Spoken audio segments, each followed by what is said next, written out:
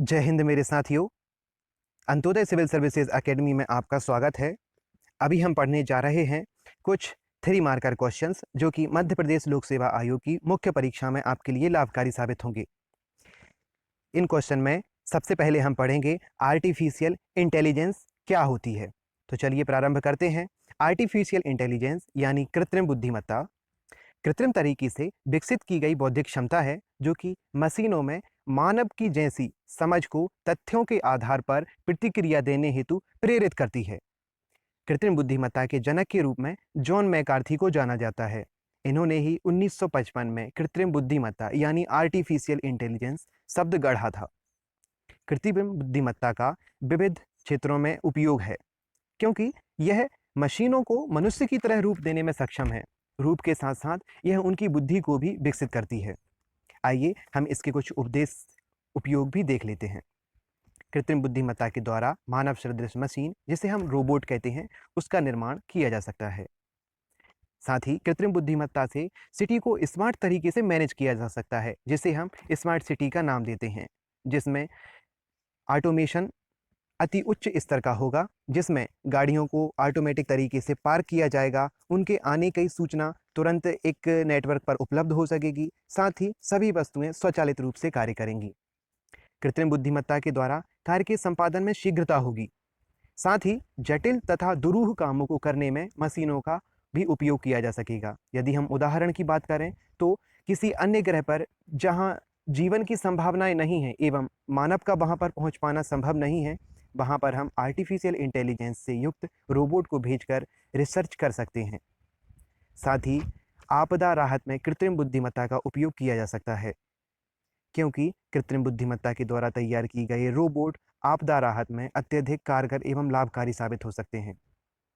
कृत्रिम बुद्धिमत्ता का सबसे अच्छा उपयोग स्वचालित वाहनों में किया जा सकता है, जैसे कि कारों को चलाने में, बसों को चलाने में एवं दुर्घटनाओं को रोकने में आर्टिफिशियल इंटेलिजेंस हमारी मदद करेगा, जिसके द्वारा कारें आपस में एक दूसरे से नेटवर्क से जुड़ी रहेंगी, जिससे कि दुर्घटनाएं होने की संभावना लगभग शून्य हो जाएगी।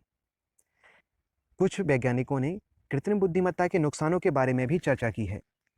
कृत्रिम बुद्धिमत्ता मशीनों पर मानवों को निर्भर बनाती है। यही कारण है कि बिल गेट्स ने कहा था कि कृत्रिम बुद्धिमत्ता मानवीय अस्तित्व पर प्रश्न चिन्ह लगा सकती है। कृत्रिम बुद्धिमत्ता अकल्पनीय दुर्घटनाओं की संभावना को भी अपने साथ में लाई है, जैसे कि कुछ फिल्मों में, जैसे रोबोट 2, टर्मिनेटर आदि मूवियों में दिखाया गया है। यह कृत्रिम बुद्धिमत्ता का एक छोटा सा परिचय था, जो कि 3 मार्कर क्वेश्चन के लिए अत्यधिक है एवं सफिशिएंट है। आगे बढ़ते हैं। आगे हम देखते हैं वर्चुअल रियलिटी क्या होती है। वर्चुअल रियलिटी यानी आभासी वास्तविकता। आभासी वास्तविकता को हम कंप्यूटर के द्वारा त्रिविमीय क्षेत्र में तैयार की गई काल्पनिक दुनिया के रूप में परिभाषित कर सकते हैं, जिसको उच्च रिजोल्यूशन की 3D वीडियो के साथ सेंसर मोशन एवं हार्डवेयर सॉफ्टवेयर के संयोग से तैयार किया जाता है। इसका उपयोग वर्चुअल क्लासरूम को संचालित करने में, साथ ही टेलीमेडिसिन, जिसमें एक डॉक्टर दूरस्थ मरीज को रियल टाइम में चिकित्सा के द्वारा ठीक कर सकेगा। साथ ही आभासी वास्तविकता का उपयोग खेल एवं मनोरंजन के क्षेत्र में भी किया जा सकता है। आभासी वास्तविकता उद्योग एवं आर्किटेक्चर में भी लाभकारी साबित है, क्योंकि पहले जो काम कंप्यूटर पर किया जाता था, वह अब सीधे खड़े होकर आपकी उंगलियों के माध्यम से खाली जगह में किया जा सकेगा। साथ ही आभासी वास्तविकता ने पर्यटन को हमारे घर में ही दुनिया घूमने के लायक बना दिया है, इसलिए यह पर्यटन के क्षेत्र में भी लाभकारी है। हालांकि आभासी वास्तविकता के भी कुछ नकारात्मक प्रभाव हैं। यह मानव मस्तिष्क में भ्रम की स्थिति को पैदा करती है। साथ ही यह मानव को अपने प्रति आदी बनाती है। आदि आदि इसके नकारात्मक प्रभाव हैं। यह 3 मार्कर क्वेश्चन के लिए सेल्फ सफिशिएंट है। आइए आगे हम देखते हैं कि इंटरनेट ऑफ थिंग्स क्या होता है। इंटरनेट ऑफ थिंग्स, जिसमें वस्तुएं नेटवर्क के माध्यम से एक दूसरे से संवाद स्थापित करती हैं। चलिए देखते हैं इंटरनेट ऑफ थिंग्स। तो इंटरनेट ऑफ थिंग्स एक ऐसी तकनीकी है जिसमें इंटरनेट कनेक्टिविटी, सॉफ्टवेयर, सेंसर से युक्त भौतिक उपकरणों जैसे वाहनों, घरेलू सामानों, ऑफिस की वस्तुओं आदि का एक नेटवर्क है, जिसमें ये वस्तुएं आपस में डाटा का स्थानांतरण करती हैं, अर्थात एक दूसरे से बातें कर सकती हैं।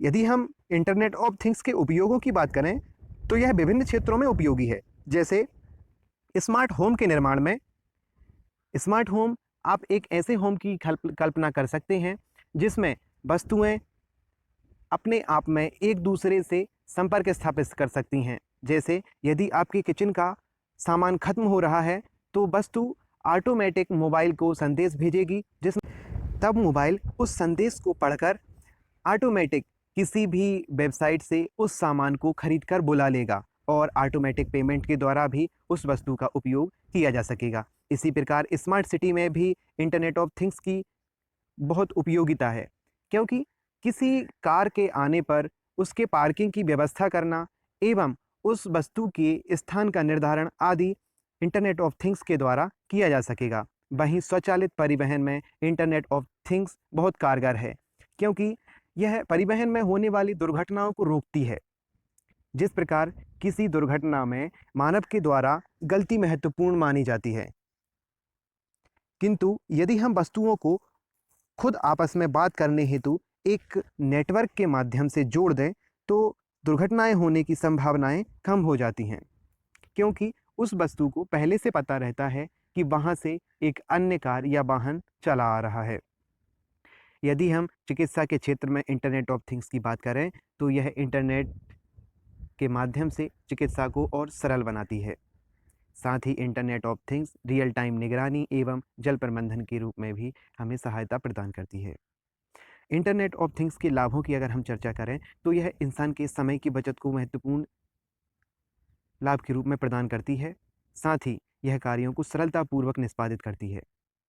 इंटरनेट ऑफ थिंग्स के द्वारा डाटा का सटीक रूप से संग्रहण किया जा सकेगा, जो कि गलती की निम्न संभावनाओं को प्रदर्शित करता है। हालांकि इंटरनेट ऑफ थिंग्स की कुछ चुनौतियां भी हैं, जिनमें साइबर हमले अर्थात साइबर अटैक, हैकिंग जिसे हम साधारण अर्थों में कह सकते हैं, साथ ही डाटा स्टोरेज की समस्या एवं गोपनीयता के अधिकारों का हनन आदि प्रमुख है। चलिए अब हम बात करते हैं स्वमूल्यांकन के कुछ प्रश्नों की, जो कि आपके लिए अभ्यास के लिए दिए जा रहे हैं। इनमें 3 मार्कर क्वेश्चन ही हैं, क्योंकि इन टॉपिक से 3 मार्कर क्वेश्चन बनने की ही ज़्यादा संभावनाएं रहती हैं। तो देखते हैं कि कृत्रिम बुद्धिमत्ता के लाभ बताइए। प्रश्न क्रमांक 2 है इंटरनेट ऑफ थिंग्स क्या है। प्रश्न क्रमांक 3 है वर्चुअल रियलिटी के उपयोग बताइए। आप इन उत्तरों को लिखकर हमें भेज सकते हैं antoday1998@gmail.com पर, या आप हमें व्हाट्सअप कर सकते हैं 9691091795। आप हमें टेलीग्राम पर भेजें 9039922718 मोबाइल नंबर पर। वीडियो को देखने के लिए धन्यवाद। आप हमारी मेहनत को मोटिवेट करने के लिए इस वीडियो को शेयर भी करें एवं चैनल को सब्सक्राइब करना ना भूलें।